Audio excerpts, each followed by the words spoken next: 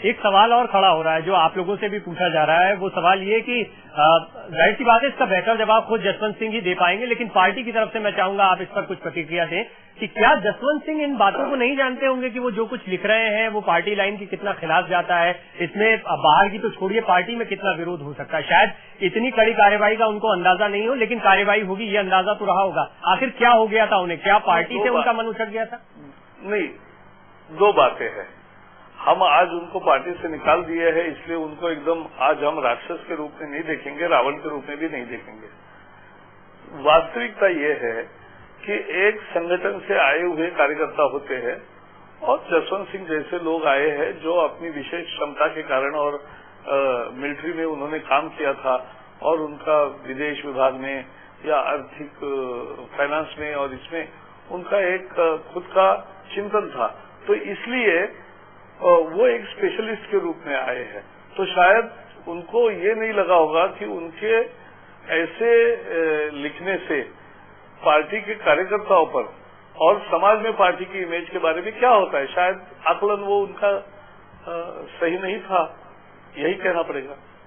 प्रकाश जावड़ेकर साहब, आप हमारे साथ बने रहे। ये तो बात हुई मेरे सवालों की, लेकिन कुछ ऐसे सवाल हैं जो खुद जसवंत सिंह रख रहे हैं भारतीय जनता पार्टी के सामने, आप नेताओं के सामने। बेहद दुखी है, जाहिर सी बात है। बहुत लंबा समय, 3 दशकों का समय, तकरीबन 30 साल उन्होंने पार्टी को दिए हैं, पार्टी के लिए महत्वपूर्ण पदों पर काम किया है, चाहे संगठन हो चाहे सरकार हो। उनका कद भी वो बरकरार रहा और उन्हें लगता है कि इस तरह से उन्हें अचानक निकाल दिया जाना एक किताब को लेकर बेहद दुखद है। फोन पर इसकी सूचना दी गई, तो सवाल वो कर रहे हैं पार्टी से, वो सवाल उनकी जुबानी आपके सामने रखेंगे। माननीय अटल जी की सरकार में कई जिम्मेदारियां दी गई थी। उसमें एक कार्टून छपा था, अगर मुझे ये ठीक याद है तो इंडिया टुडे में छपा था। इसमें मुझे हनुमान बताया था उस कार्टून में। आज हनुमान से मैं रावण हो जाऊं, दुख तो होता ही है। मुझे खेद इस बात का है कि अगर यही निर्णय था तो अच्छा होता अगर माननीय अध्यक्ष जी मुझे डेली नहीं बताते थे कि भाई तुम मत आओ। फिर खैर ये भी कोई बात नहीं। मेरे दुख के खेद के कई कारण हैं, सबका उल्लेख नहीं करूंगा। इतना जरूर कहूंगा कि ये सब टेलीफोन पर न कह करके मुझसे व्यक्तिगत अगर कह दिया जाता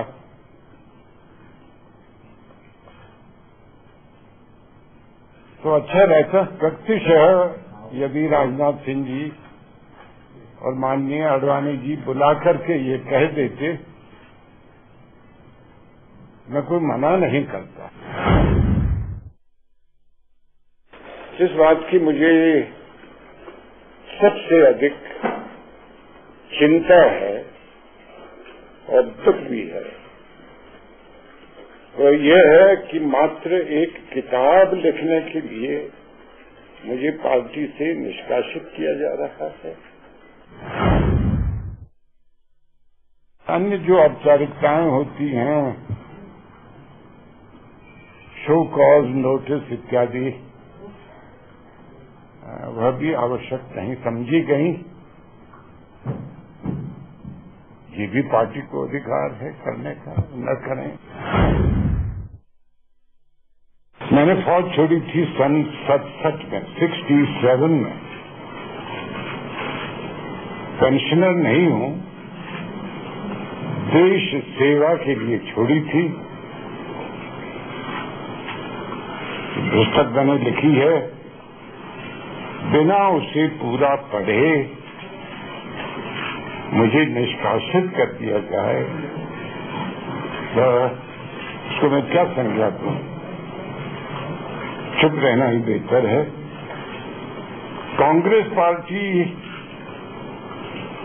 उस पर कुछ टिप्पणियां करें समझ में आती है, भारतीय जनता पार्टी करे समझ में नहीं आया मुझे, किस लिए करे, किस बात के लिए। ये जसवंत सिंह के सवाल हैं जो उन्होंने बीजेपी के सामने रखे हैं और हम ये सवाल सीधे रख रहे हैं प्रकाश जावड़ेकर जी के सामने, क्योंकि हमारे साथ लगातार बने हुए हैं। जावड़ेकर साहब, कुछ सवाल आपने सुने होंगे और लगातार आप सुबह से इन सवालों के जवाब भी दे रहे होंगे। मैं चाहूंगा इसमें सबसे महत्वपूर्ण सवाल जो है उसका जवाब आप पहले दें कि कोई शो कॉज नोटिस या किसी तरह की प्रोसेस होती या फिर जैसा उनका कहना था शालीनता के साथ उन्हें बुलाकर ये बता दिया जाता, अचानक से आनन फानन में, और जैसा उनका कहना है मात्र एक किताब लिखने के लिए ये फैसला लिया गया। क्या वैसे भी कुछ नाराजगी थी पार्टी की जसवंत सिंह से?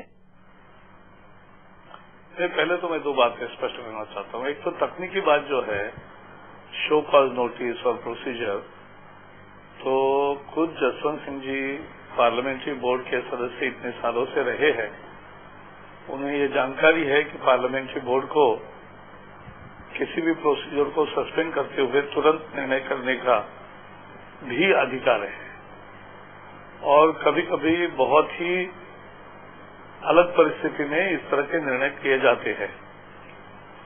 बाकी जो उन्होंने कहा वैसे आपको भी पता है कि राजनाथ सिंह जी ने उनको कल ही बताने की कोशिश की कि आप शिमला नहीं आएंगे तो ठीक है, लेकिन वो निकल चुके थे तो इसलिए उन्हें रास्ते से नहीं वापस किया।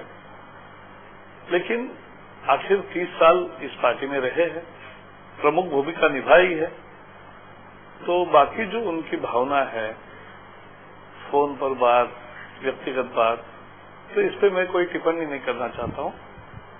कोई भी हमारे साथ जो इतने साल नेता रहा उसको निकालना कोई बड़े हर्ष की बात नहीं होती है, ये कोई आनंद का माहौल नहीं है, ये तो दुखद घटना होती है।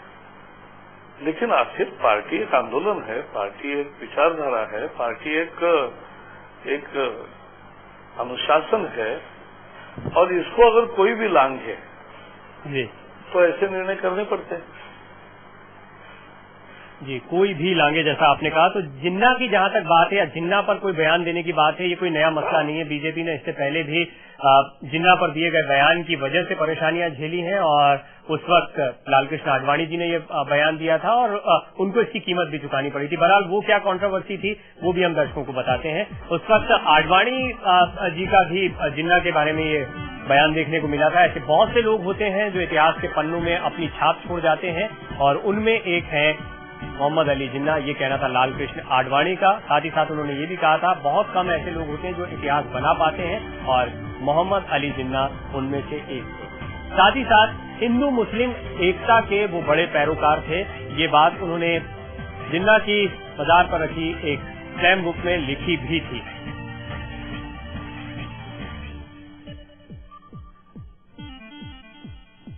हमारे साथ जावड़ेकर साहब बने हुए। जावड़ेकर साहब, जैसा आपने कहा कोई भी हो, लेकिन आपको लगता है जुर्म एक और सजा दो है यहाँ पर अलग अलग, आडवाणी जी के लिए कुछ और, जसवंत सिंह के लिए कुछ और? नहीं भाई साहब, आडवाणी जी ने जो कहा था इसके और इसकी तुलना नहीं है, क्योंकि आडवाणी जी मजार पर गए थे। मजार पर जाते हैं तो एक प्रोटोकॉल होता है और प्रोटोकॉल में कोई समाधि पे जाके किसी को उल्टा नहीं कह के आते।